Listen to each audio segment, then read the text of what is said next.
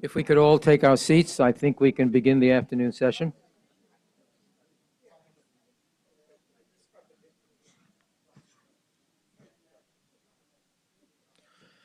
This certainly was a very interesting morning, and I promise you a very interesting afternoon.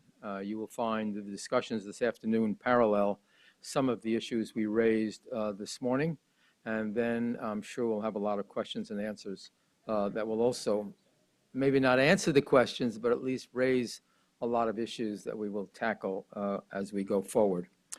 Our next panel of speakers will focus on the integrated palliative care team. Our moderator for that is Yael Schenker. Dr. Schenker is currently an assistant professor in the Division of General Internal Medicine in the section of palliative care and medical ethics, and she holds a secondary appointment in the Clinical and Translational Science Institute. She is also an affiliate faculty member in the Center for Bioethics and Health Law, a member of the Biobehavioral Oncology Program at the University of Pittsburgh Cancer Center, and an associate faculty member of clinical research modeling of acute illness in the Department of Critical Care Medicine. I don't know where you have time for all of that, Dr. Schenker, but somehow that seems to work. Dr. Schenker's research focuses on the integration of palliative care services in oncology, surrogate decision-making, informed consent, and medical advertising. She is also a practicing primary care doc and conducts palliative care consults at the University of Pittsburgh Medical Center. So Dr. Schenker, this is for you. Please begin.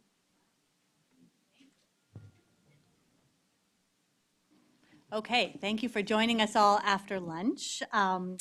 So this is a panel on the integrated care team. Our first speaker is the Reverend Richard Freeman, who tells me that he actually enjoys speaking first after lunch because he is good at keeping everyone awake.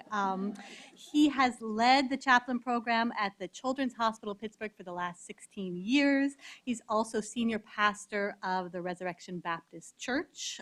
He's presented at many conferences and symposium on topics including caring for the caregiver, managing a multi-generational workforce, end-of-life care, a holistic view on how to bring spiritual care to palliative care.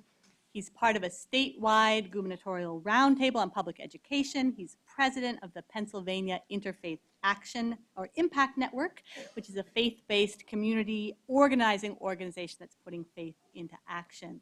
Thank you for being here. And our panel's second speaker is Carol Levine.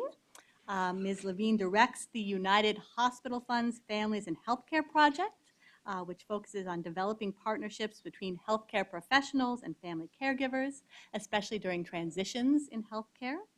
Ms. Levine is editor of Always on Call When Illness Turns Families into Caregivers. She's the co-editor of The Culture of Caregiving, Conflict and Common Ground Among Families, Health Professionals, and Policymakers, and the editor of Living in the Land of Limbo, Fiction and Poetry About Family Caregiving. She was awarded a MacArthur Foundation Fellowship for her work in AIDS policy and ethics. She was named a WebMD Health Hero, as well as a Purpose Prize Fellow, which is an honor for social entrepreneurs who are using their experience and passion to take on society's biggest challenges. Thank you for joining us. And then third, we have John Kegel, who's an assistant professor at the University of Maryland School of Social Work. He's a translational health services researcher whose efforts have focused on identifying effective models of care and support for dying patients and their families and implementing these models into routine clinical practice.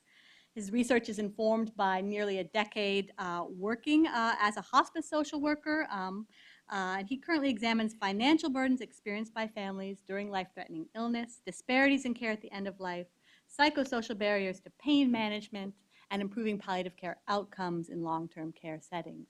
Thank you. And then finally, we have Ginger Marshall, who will be speaking about the role of the nurse in palliative care. She's a nurse practitioner who has served on the board of directors for the Hospice and Palliative Credentialing Center from 2007 to 2013. She was president in 2010. She's currently serving on the board of directors for the Hospice and Palliative Nurses Association in the role of president-elect. She's served as director of palliative care for both the University of Utah Hospital and the Carolinas Healthcare System, and she recently joined Compassus in the role of national director of palliative care. So we're excited to have everyone here. Thank you so much.